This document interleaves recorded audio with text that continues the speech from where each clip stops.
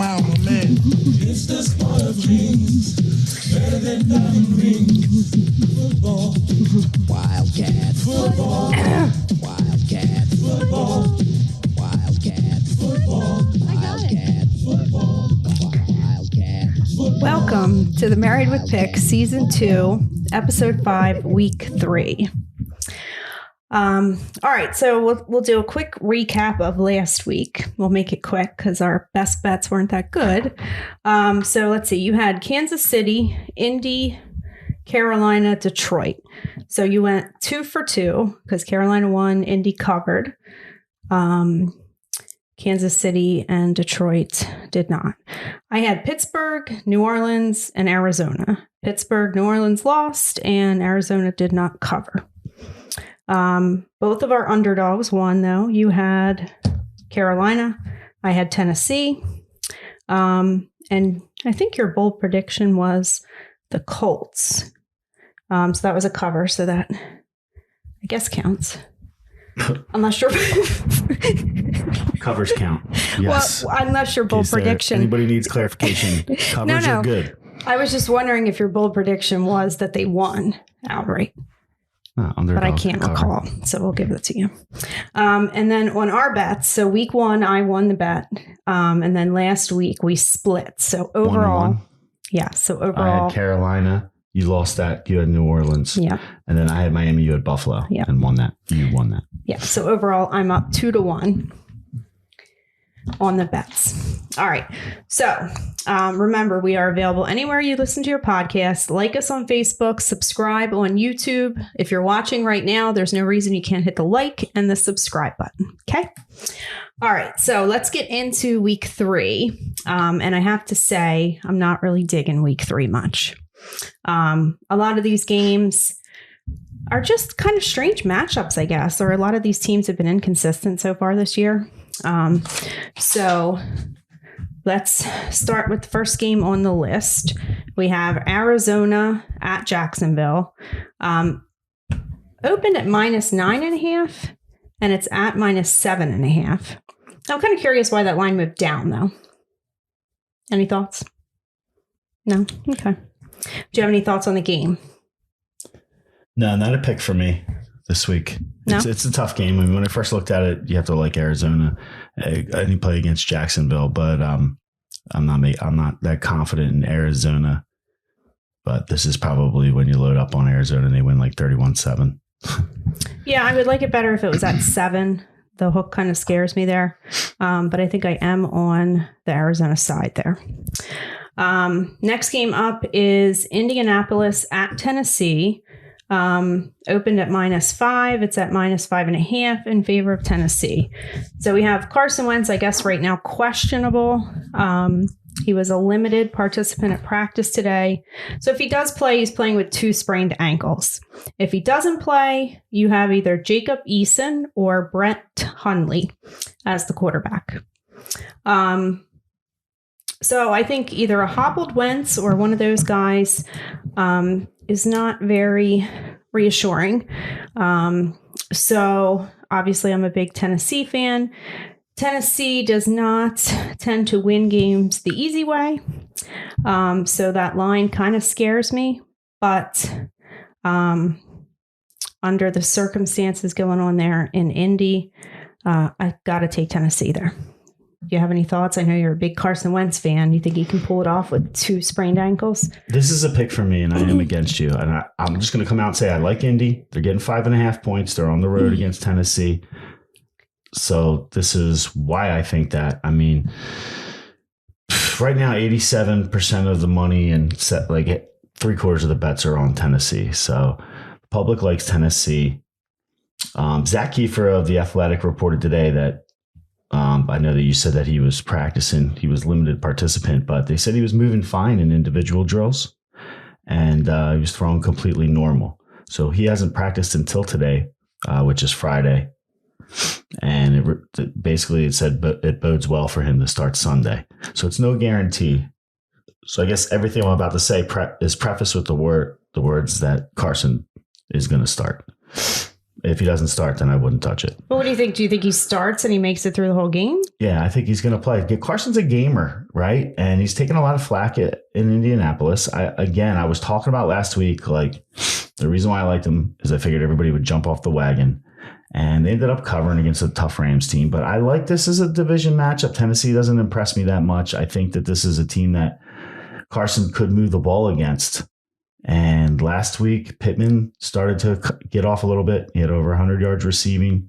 I'm really looking for them to get the running game going. So I think not until even though they played the game tight last week, not until they get all facets of the game going, the running game with the passing game, I think Cart will take a little bit of the pressure off of Carson if they can get Jonathan Taylor moving. And I think people can score on Tennessee. So I'm not that impressed with Tennessee 1-1. You got to think of it like this, like Indianapolis is 0-2. How many more weeks are they going to go without winning a game? This is their rival. Take the points in the rivalry. I like Indy. They lose by 3 and then, you still win. All right. Do you want to make this a bet? Absolutely. All right. That's one. Okay. So next game up is Baltimore at Detroit. It opened at -7.5. It's now at -8.5 in favor of Baltimore. And I corrected some of these lines because they were obviously wrong. We have the Ravens with a COVID situation going on. They have 4 of their defensive players already ruled out. That includes their lineman, Brandon Williams, Justin, I'm not sure how you say this last name, Madubuike, and linebackers Justin Houston. It was a great attempt. That was awesome. I think I remember them talking about him in the Chiefs game. And then Justin Houston and Jalen Ferguson. What?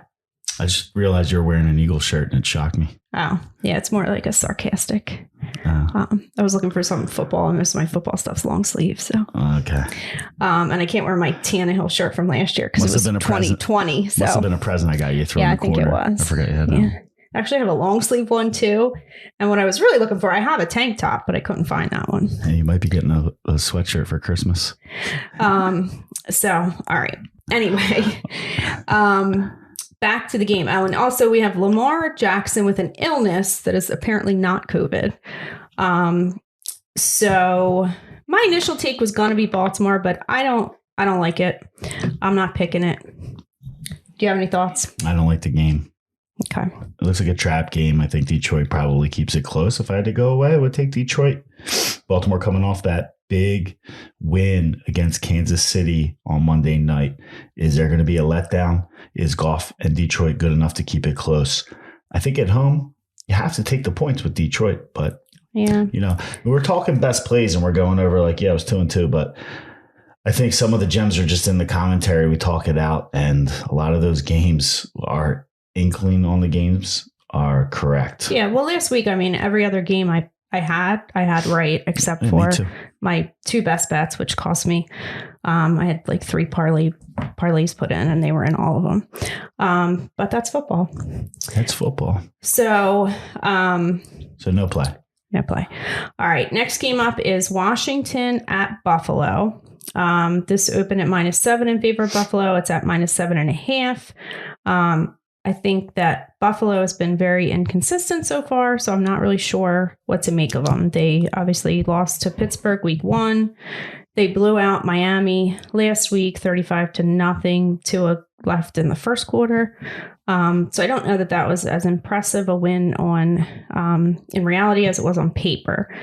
And then obviously in Washington, we have Taylor Heineke, making his, I guess this is his 3rd start, going back to last year.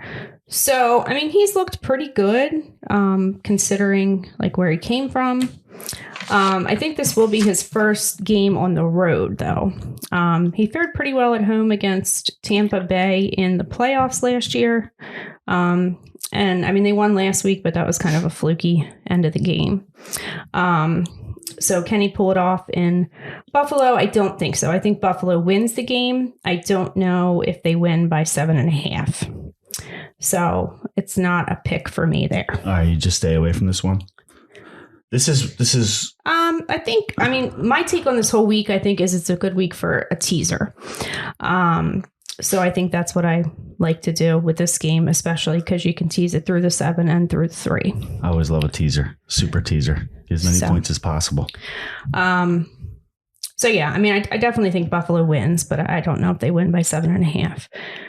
I feel the same way as you about week 3. It's a little difficult. This is one game that I'm playing. I'm making a play, and it's going to be Buffalo. And at 7.5? Yeah, absolutely. I would probably take it at 9.5. This is why I have feelings on both sides of the ball here coming together for a big Buffalo win. And at first, when I was looking at this game, I'd say I was worried about a little bit of a letdown because they just came off the 35-0 win against Miami. So I wasn't as on Buffalo initially as I am now.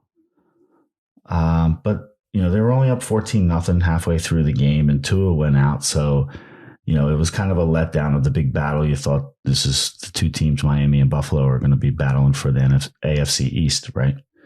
So it was a little bit of a letdown that way. They didn't blow them out going into halftime. So I don't think it's that much of a letdown. I think what you have to really consider more here is that Buffalo was the number 2 seed last year, right? The people of Buffalo have high expectations, Super Bowl expectations, the highest of all expectations. And they came out week 1 and fired off a dud, losing to Pittsburgh at home. So they're coming back home against an NFC East team, Washington. And I think the Bills are going to feel like they owe the fans a monster victory here after the big donut they fired against Pittsburgh. So I think that counteracts any concern of a letdown coming off the Miami win. All right, so I like Buffalo there, but to counteract Washington, how much I don't like Washington, I see a lot of the commentary at the game last week. They played a lot of praise for Taylor Heineke, and he has played well. He had 119 passer rating against the Chargers in the 20-16 loss. And, they beat the Giants by 1 at home. So they're 1-1, but both of those games were played at home. All right. In 2020, he played one game in the playoffs and he played really well, right? Lost to Tampa 31-23, but he held his own. He had him in the game. End of the regular season, they lost by 7 at home. Again, that playoff game was at home. They were playing Carolina, and, not a big game, but he didn't play in 2019. He started once in 2018 against the Falcons, and that was at home. So Taylor Heineke basically is a 5th-year quarterback getting thrown in there to back up Fitzpatrick, who's hurt, hasn't had a lot of reps through the preseason, and this is his first road game in his NFL career that he's starting. Right. Yeah. And it's in Buffalo after those fans just lost to Pittsburgh the first week of the season. This is home game number 2. I think they might annihilate Washington, and I'd be surprised if Heineke gets out of the game healthy. Well, I think the only thing that really makes me think that he can keep him in it is that he did go up against Tampa Bay's defense in the playoffs last year, and he held his own. At home. It was at home. There's and yeah, I mean, it is NFL between playing at home in a friendly confines when you can hear everything. I agree. The fans quiet down when, you have big plays or you're on offense. It's a whole different ball game in Orchard Park, Buffalo. I agree. I think that's a big difference maker. But I also think you can run on Buffalo. So I think Washington can get the run game going. And they don't ask him to do much. Dump it off to the tight ends. Who's the running back? Is it not McKissick? I can't think of his name, but J.D. McKissick is the running back. Is that for Washington? Okay. Yeah. So he had a lot of catches out of the backfield last week. So I don't know. Another way to think about this is I'm a big Buffalo fan, and that would be my first take on the game, but. Yeah, you get the NFC East. Let's say the most credit you're going to give Washington is that they're the NFC East leader. In reality, they're probably the second best team. with Fitzpatrick out, they're arguably the third or fourth best team. They showed that they're with Heineke that they're not much better than the Giants, right? Well, I think that going into the AFC East leading team. All right. It's a landslide. All right. At the house on Buffalo. Is that your best bet? It is. Okay. All right. Washington sucks. The only thing, I just can't believe nobody has said the R word yet. What's the R word? What they used to be called. They're the football team. Oh, the Redskin. Now. Yeah. All right. You said it. I trapped you. All right. So next game up is New Orleans at New England. Opened as a pick. It is now -3 in favor of New England. To me, this is an interesting matchup. And I tried to go back because I assumed... From a coaching perspective, you're saying? Yeah. And I tried to go back and see what their kind of record was against each other, but there's really no recent history. They don't play each other much. Did they play once? Well, I mean, you could go back 20 years, right? But is that really relevant? So I seem to remember them playing last year, maybe the year before, and the big thing was they've never head coached against each other. No, I don't think so. I didn't look it up, but you're right. I mean, it's an intriguing matchup. And there was only one game like a couple of years ago. So I didn't think it was. Isn't that what I just said? And you said no? A couple years ago. I feel like, last year or a year ago. No, it wasn't last year. It was a couple years ago. How much is a couple and how much is a few? It was at least like 2017, 18. All right, well, a couple is two. Okay. Just so you know, so like we're a couple. If it was 2017 or 2018, would it be a couple? Well, you said a couple years ago, which I said 2 years ago. So that it was would a be few years ago. I'm just saying. Better. For once, I'm right in an argument. So there wasn't enough. There wasn't enough to really get a feel. And then Bill Belichick has gone up against Jameis Winston once. I have no idea when it was. All I can tell you is that Belichick won, but Winston did not throw any interceptions. If you put it in terms of Belichick versus Winston, does anybody side with Winston? Yeah, I mean, I guess in America. So that's kind of my take on the game. Like last week, the Saints got beat up on by the Carolina Panthers defense, who is maybe a little bit better than I would have given them credit for. I gave them all the credit in the world, and I'm still riding them. You did. And I rode them Thursday night.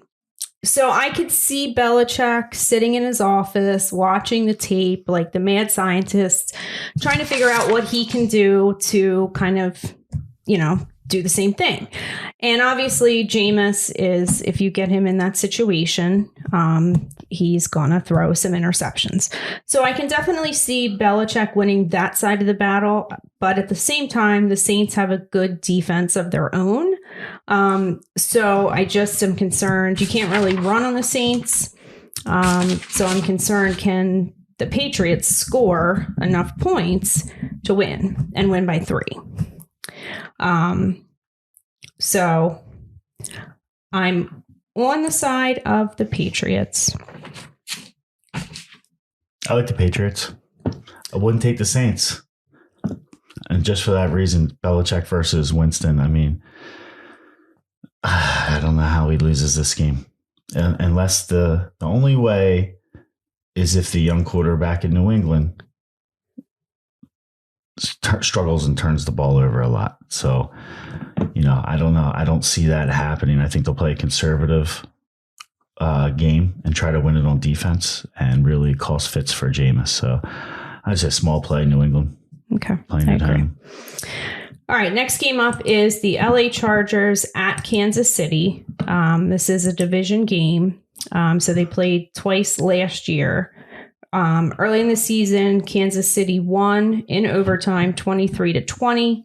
And then they played late in the season and the Chargers won that game. But I guess it was the last week it was 1-3-21 and the Chargers won 38-21. So I'm assuming that was not everybody sat for Kansas City.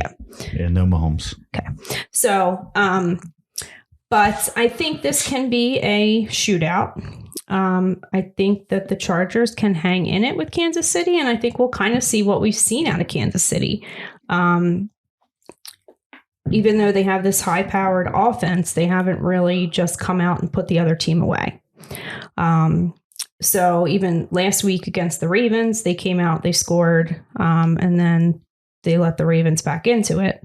The week before, they kind of came out slow, let the other team get up, and then they had to fight back into it. So at 7, which is what I have it here, it might be like 6.5. I'm going to take the Chargers. Okay. This could be another bet because I like Kansas City. You really like them to win by a touchdown? Yeah, I do. I think this is where, this is the big spread in actuality with Kansas City finishing, probably 10 points or more. They finished 5 points ahead of Cleveland at home week 1, lost last week by 1 to Baltimore. Mm-hmm. I just really, a lot of times I'm like really trying to focus on Kansas City and figure them out. This is more trying to figure out for me, Los Angeles Chargers. I'm going to call them San Diego for the next 20 years. But I'm not really that impressed with Justin Herbert so far this season. He struggled both games. They won 20-16 at Washington and lost to the Cowboys 20-17 last week, right? So they scored 20 and 17 points. I don't see any way that Chargers defense is going to keep Kansas City less than 30 points. And you're just thinking it's going to be a shootout. I'm not sold on San Diego's offense thus far. Washington does have a good defense. Cowboys probably a decent defense, but Kansas City has no defense. Well, we shall see. They're playing at home. They also have no run game. Can they stop Kansas City? And that's going to be the tough thing to do, especially at home. I like Kansas City. I think they win by probably about 9 or 10 points. But I would say it's probably going to end up north of 10. But I'm good for this as another bet. You want the Chargers? I want 7. You want what? I'll give it to you. All right, 7. Okay. So is that the second bet? That's the second bet. All right. Next game up is Atlanta. You don't like Washington? No, I don't want Washington. Okay. Just kidding. Atlanta at the Time to hustle my wife. At the New York Giants. Hey, I'm up 2-1. Okay. I know. You're hustling me. So to me, this is 2 bad teams playing each other. I think that the Giants have a better defense. And I thought that Daniel Jones looked pretty good up against Washington last week. He also hasn't had an interception or a fumble so far, or at least a lost fumble this year. So, I mean, it's 2 crappy teams. Generally, I don't want to touch these kind of games. And if I'm going to touch it, I'm going to take the points. But I think the Giants win. I think they can win by 3, but it's not necessarily a pick for me. Do you have any thoughts? I say 2 bad teams, take the points. And then I was agreeing with you until you just flipped to the Giants. So I like Atlanta. It's not really a play. I mean, come on. These are 2 really bad teams. So I would say take the points, but be careful. The other thing is you can. I agree with what you're saying. You can run on Atlanta. So maybe this is Saquon Barkley gets it going. Finally. Yeah, the problem is they don't have a really good offensive line. So, I mean, you can run on them if you have a decent offensive line, but I don't know that the Giants can run on anybody. It'll be interesting to see because if Saquon can get off, it'll be this week. Well, I mean, look what the Daniel Eagles Jones did hasn't turned the ball over either. Look what the Eagles did to the Falcons. Yeah. But the Eagles have a stout offensive line. So they did before everybody's starting to get injured now. We'll talk about that later. All right. So no play on that. Next game up is Chicago at Cleveland. And this is at -7.5 in favor of Cleveland. We will see Justin Fields get the start in this game. And you can see from my sheet that big white gap is this game. So I don't have much else to say about it. I don't know what to expect from Justin Fields. I'm not really sold on Cleveland. I kind of like Cleveland better back in like the Hugh Jackson days when they were much more like predictable and just bad. Now that they're actually kind of good, I don't really know what to do with them. So I have very little to say about this game. Well, the problem is with Chicago, it's like they're so irrelevant. They keep playing in these horrible games, and I could care less about trying to figure them out. Or if Justin Fields, I mean, we'll see what Justin Fields can do when he gets in. He's got to give him a better chance than Andy Dalton does to win. Well, listen, we all know that Andy Dalton is not the future of Chicago. So why they're wasting any more time with Justin Fields on the bench is ridiculous. I mean, if Dalton was going to win any kind of playoff games, he would have done it already. I would just bench him anyway, whether he's healthy or not. So I agree. I'm not saying that Justin Fields is the answer. I'm not sold on him, but he's the only, he's the future in Chicago. They got to find out what they got. Okay. Do you have a pick on the game? No. Okay. All right. Next game up is Cincinnati at Pittsburgh. So Pittsburgh has some injuries. Ben Roethlisberger has a pectoral injury. I don't even know what that. Make it hard to throw the ball. I don't know what that is. Well, it's not pectoral on his. Pectoral is like your breast. I know it's not on his throwing side though. I've never heard it like a pectoral injury. Like anyway. Peckerhead. He was a full participant at practice today, and he is expected to play. Deontay Johnson has been ruled out. J.J. Watt, is it J.J. Watt? T.J. Watt is questionable, but expected to play. He has a groin injury. Good groin injury. That I'm familiar with. Pittsburgh has dominated this matchup. It is a division matchup going back decades, Steve. Decades. Your football knowledge only goes back like 10 years. But regardless. Who's Steve Young? He's a quarterback. I was going to say he's an announcer. He's a retired quarterback. Anyway, with the exception of the last matchup at the end of last year, the Steelers have won every game. The Bengals did win last year, the last game, 27-17. Pittsburgh let me down last week. But I think as long as their defense shows up this week, if they get pressure on Joe Burrow, I think they can. Who did they play last week? Pittsburgh? Yeah. Oakland.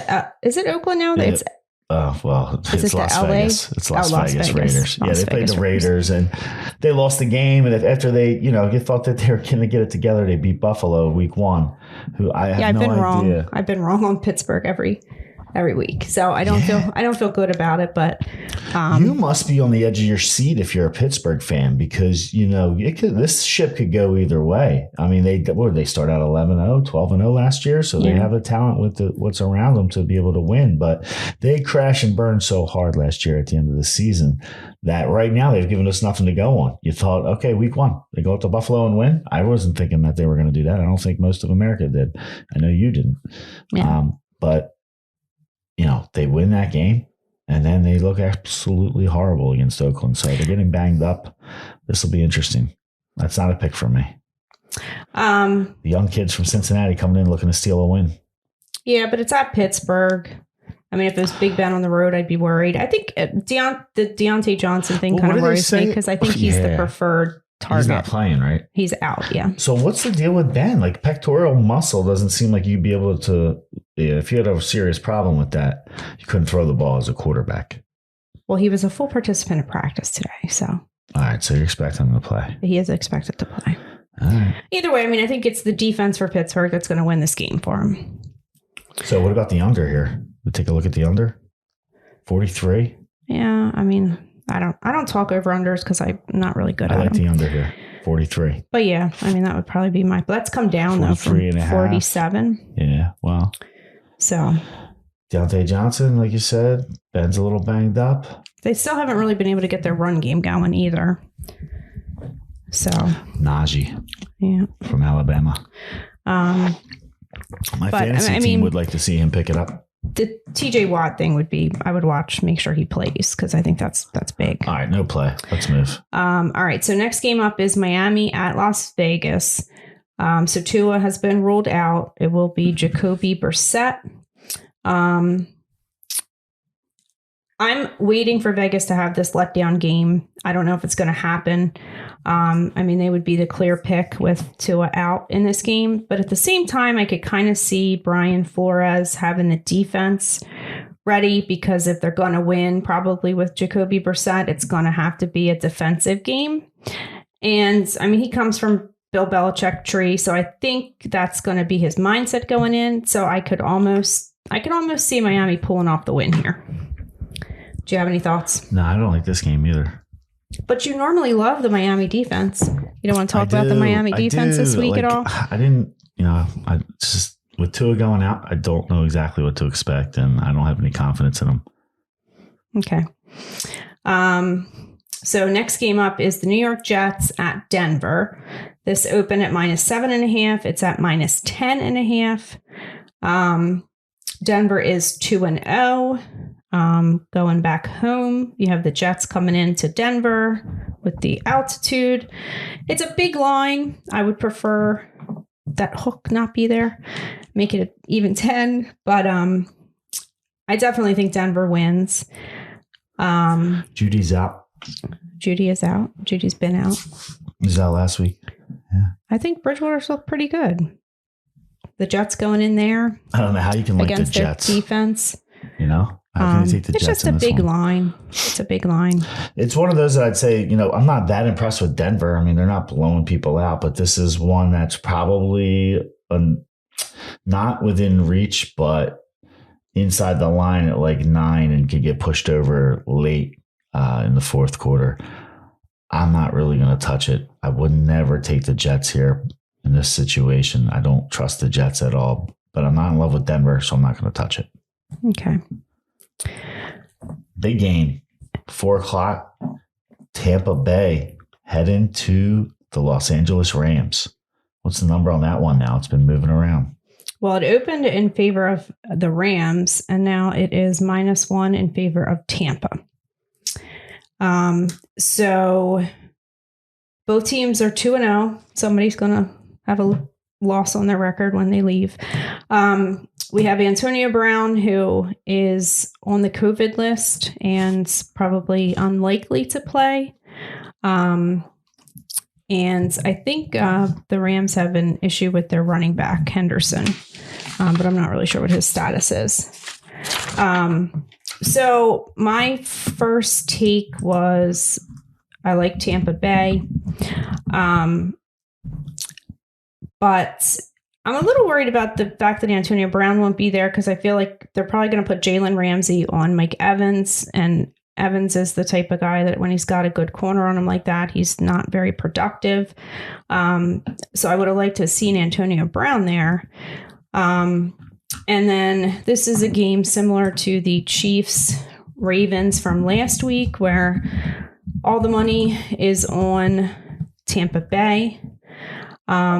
So I feel like it's going to be a Rams victory. All right, so it definitely says questionable for Henderson. If he doesn't go, it'll be Sony Michel, who came over in the offseason from New England, and most likely Antonio Brown is out. So last week it looked like there was Mike Evans got back involved, not just down on the 1 yard line for touchdowns, but it looked like they sprinkled the ball into him a little bit more. I don't know. I think if maybe Antonio comes out, these guys are lighting up. They won't have to share the ball with one less guy. And last week, Antonio didn't really do much anyway. So maybe maybe he wasn't feeling good. Possibly. But if he's going to be out of there, maybe Tom's starting to get into more of a groove with Mike Evans than we thought was going to happen. No, I don't think so. I think you're going to see Mike Evans shut down this week by Ramsey for sure. Well, it would be interesting because I know Tom definitely has this one circled on the calendar. The other thing that worries me is Aaron Donald, because Tom Brady doesn't do well with the pressure up the middle. So I think that's what's going to happen with Donald. I think didn't the Bucks and the Rams play last year, and I think the Rams won, right? Yeah, I think so. Yeah. So I don't know. Like I said, I mean, I'm obviously a Tom Brady fan, so I would like to see them get the win in this situation because it's two, popular teams. But my gut just kind of it's going to be a close game, I think, either way. But my gut kind of tells me that the Rams come out with the victory. Well, I think people are starting to really like the Rams from and realizing what they're going to look like. That offense is going to look like with Stafford. We were calling it out from the beginning. And last week, I liked the Rams, talked a lot about the Rams heading into this season. And last week I went against them. And I have a feeling to go against them this week too. I don't really like it. I started jumping a little bit back to the Rams earlier today. And then I realized this is two really good teams and there's really no reason to touch this game. So no play. So I'd say no play if I was leaning. The initial gut reaction was Tampa's going to come in here and give the Rams some problems. All right. So next game up is Seattle at Minnesota. It's at -2 in favor of Seattle. I think this game could be high scoring. The over-under has jumped 4 points. It's at 55 right now. Some movement. So, I mean, I could definitely see it being a bit of a shootout. I'm going to pick Seattle in this one. And I don't really have any justification for it. But I can tell you I picked up Kirk Cousins in our fantasy league, as much as it pains me to do that. Are you playing me? Desperate times call for desperate measures. So it's almost a guarantee that Seattle will win and Kirk Cousins will do nothing. That is actually a great point. What? You picked up Kirk Cousins. He's probably not going to do anything because I remember you doing this last year. No, I've never played Kirk Cousins in any fantasy lineup ever. Yeah, I'm shocked that you picked him up. I hate Kirk Cousins. He was the only thing available. So I don't like the game. No, it's not a play for me. All right. So next game up is Green Bay at San Francisco. Do you have any thoughts on? I'll let you start on this one. I like Green Bay. I think they're going to come in. This is not.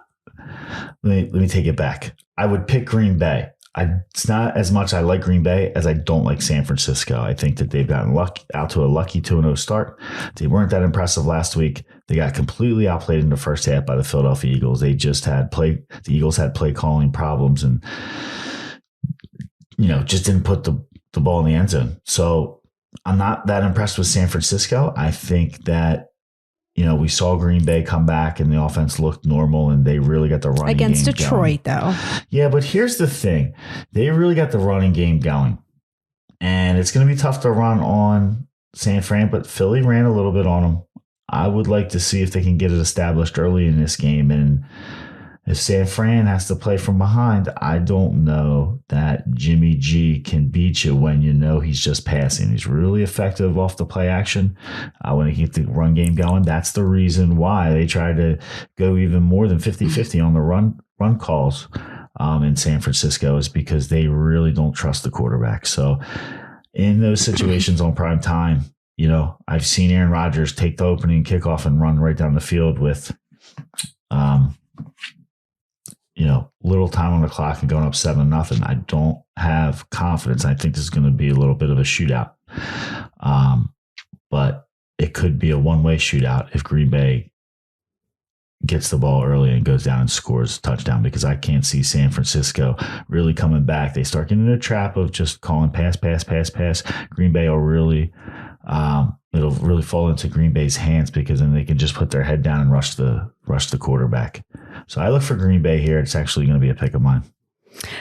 So I mean, generally in the past, my approach would always be to take Aaron Rodgers as an underdog, but I don't trust him this season.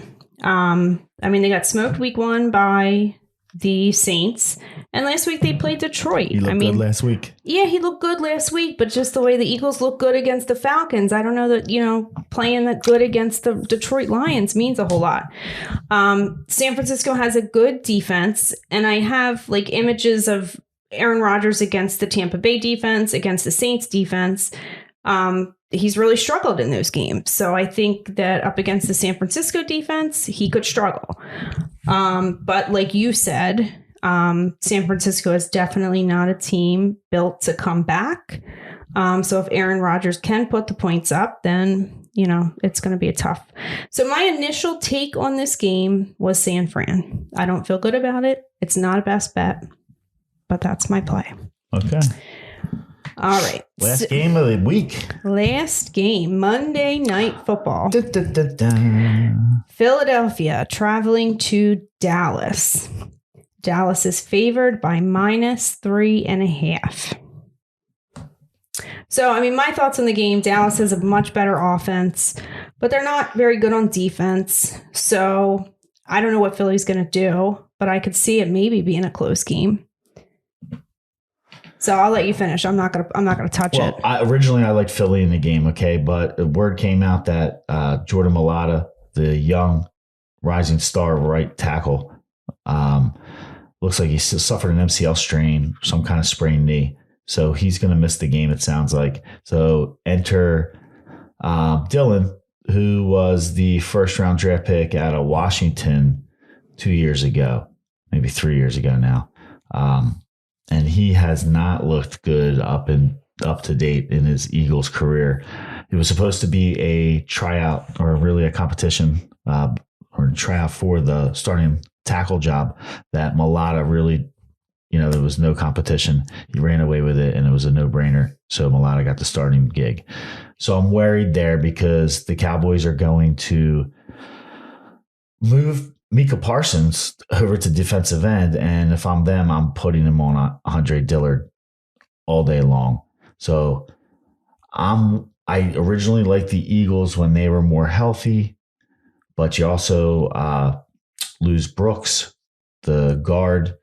He's going to be out a couple weeks. So it might actually be an upgrade, even though it's crazy I say that he's an all-pro. But Landon Dickinson, who was their second-round draft pick out of Alabama, who's their center, who's really missed all of his senior year due to injury, is going to start. And so he hasn't played in over a year, and he's going to start his first game in Dallas on Monday night. So you have him and Dillard, two questionable links to the offensive line. So if Dallas starts really pounding the blitz, Jalen Hurts is going to have to use his feet to get out. And I'm not saying that he can't, because Jalen Hurts has shown that he can be mobile and avoid the pressure. So that's going to be key. I would really focus in on Micah Parsons, see how Dallas moves him around. Are they just focusing on Dillard and trying to get him off, or are they going to move him around and try to go up against Lane Johnson on the other side? If they're smart, they'll stick with Dillard. If they do that, because nobody's really accused Dallas of being smart in the past before, I wouldn't be surprised if they move him around. So depends on how they play it. It's going to be a tough game. I move it to a no play, even though I was leaning towards the Birds. I think they really focus on Dallas, and this would be a big statement game at the beginning of the season. Dallas is overrated. They'll probably win this game, though. Who will? Dallas? Dallas. Okay. All right. Yeah, I have no pick on that. All right. So, best bets of the week, Steve. My best bets are, I like the Colts. I like Buffalo. I also like Kansas City to cover. There's a couple other games we've talked about, but those are the best ones. All right. I only have one best bet of the week, and it's the LA Chargers. But then I'm going to tease a lot of these games. So Arizona, Denver, Seattle. I like to put those in a teaser together. And you could also sprinkle in, I think, Tennessee, the Chargers, and the Rams. Don't touch Tennessee. It's a loser. Colts. Your underdogs of the week. My underdog? Yeah. Well, that would be... That's a good question. I would say Green Bay. Okay. I guess my underdog is also the Chargers. And bold predictions. I'm going to say Micah Parsons is going to have at least 3 sacks on Monday night. It's going to be his coming out party against the Eagles, and I'm going to hate every minute of it. All right. My bold prediction is that Belichick will get 3 interceptions out of Jameis Winston. I like that one. I don't know how bold it is. Jesus, Jameis. All right. So that'll do it for us for week 3. Remember, if you're watching, hit the like and subscribe buttons. Connect with you. Peace out. Wildcat.